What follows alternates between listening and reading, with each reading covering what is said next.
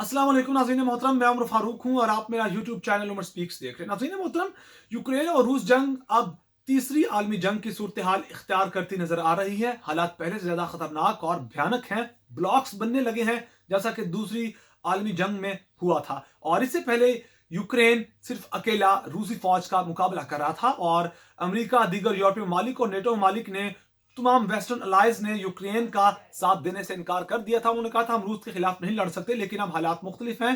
अब हालात बहुत ज्यादा खतरनाक हो चुके हैं।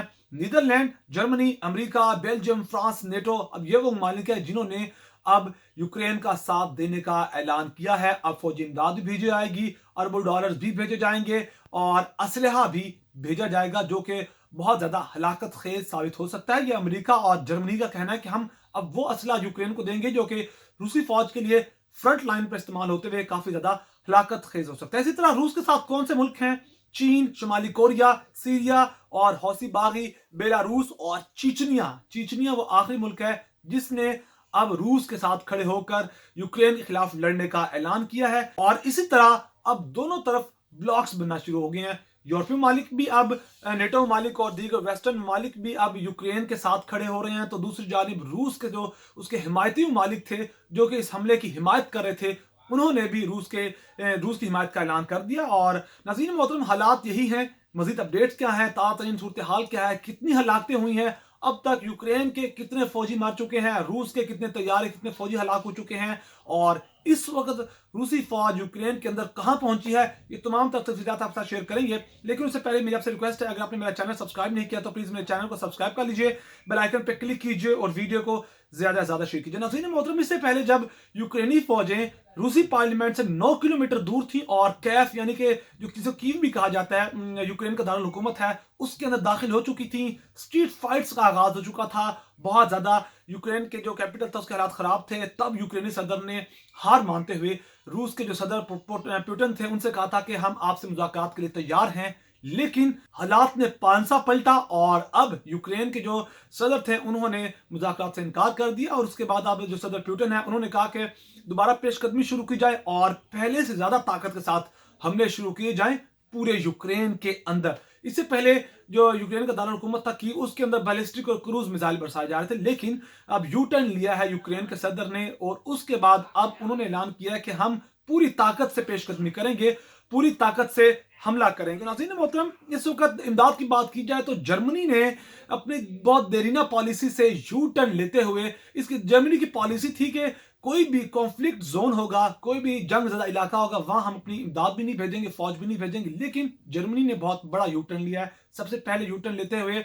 400 tank chicken rocket launchers Ukraine भेजने का ऐलान किया है कि हम अब यूक्रेन की मदद करेंगे। उसके बाद अब अमेरिका की बात की जाए तो अमेरिका ने फौजी तो नहीं भेजे बल्कि 35 करोड़ डॉलर फौजी इमदाद का ऐलान किया है। इसके अलावा हलाकत खेज वो कहते हैं कि हम हथियार भी देने जा रहे हैं जिनके अंदर टैंक चिकन और तैयार चिकन स्टिंगर मिसाइल भी शामिल हैं। इसके अलावा नीदरलैंड की बात की जाए तो नीदरलैंड ने 200 टैंक चिकन मिसाइल भेजने का यूक्रेन में ऐलान किया है। बेल्जियम की बात की जाए तो बेल्जियम ने तकरीबन 2000 मशीन गन्स और हजारों टन फ्यूल देने का ऐलान किया है। इसी तरह फ्रांस ने भी दिफाई हथियार देने की बात की है। और नाज़रीन मोहतरम, शायद यही वजह है कि अब यूक्रेन के सदर ने जो मुज़ाकरात की ऑफर दी थी पुतिन को, और पुतिन ने तब वही पेशकदमी यूक्रेन के अंदर रोक दी थी और मुज़ाकरात की बात की थी कि आप यूक्रेन के सदर बेलारूस के अंदर बैठे और वहां मुज़ाकरात के दौरान बेलारूस के सदर होंगे, पुतिन होंगे और वहां यूक्रेन के सदर होंगे, वहां बैठ के मुज़ाकरात करेंगे। और तब यूक्रेन के सदर ने न्यूट्रलिटी का भी इज़हार किया था कि हम न्यूट्रल होकर मुज़ाकरात करना चाहते हैं, हम अब अमेरिका या नेटो में शामिल होने की बात नहीं करेंगे। लेकिन अब जबकि इमदाद मिलना शुरू हो गई है तो उन्होंने एक बार फिर यू टर्न ले लिया है। हालात जिसकी वजह से अब पहले से ज्यादा गंभीर हो चुके हैं। सदर बाइडेन ने एक नया बयान दिया। सदर बाइडेन ने कहा कि हमारे पास दो रास्ते हैं। पहला यह कि हम अमली जंग में शामिल हो जाएं रूस के खिलाफ, और अगर ऐसा होता है तो ये जंग यूरोप और इस खित्ते से निकलकर तीसरी आलमी जंग का सूरत हाल इख्तियार कर जाएगी। और दूसरा रास्ता है कि हम रूस पर पाबंदियां लगाकर रूस को इस अमल को करने से रोकें, इस जंग में कूदने से, और इस जो एग्रेशन रूस दिखा रहा है उस एग्रेशन को रोक सकें। और अमेरिका की जानिब से मजीद पाबंदियां लगाई गई हैं। स्विफ्ट इंटरबैंक पेमेंट सिस्टम था वो कट ऑफ हो गया है। और उसके बाद अब रूस के जो बैंक्स हैं वो कोई भी आर्मी ट्रांजैक्शंस, पैसों का लेन देन नहीं कर सकेंगे। और बाइडेन ने कहा कि इससे अरबों डॉलर का रूस को नुकसान होगा। और यूक्रेन के सदर हैं, उन्होंने कहा कि ये अब तक की हमारी सबसे बड़ी फतह है कि रूस को स्विफ्ट इंटरबैंक पेमेंट सिस्टम से निकाल दिया गया है। यूक्रेन के सदर की बात की जाए तो यूक्रेन के सदर ने इस एक्शन को वेलकम कहा है और उन्होंने कहा कि हमारी सबसे बड़ी फतह है। इसके अलावा चीचनिया ने रूस के साथ खड़े होकर यूक्रेन के खिलाफ शाना बशाना लड़ने का ऐलान किया है और कहा है कि हमारे 10,000 फौजी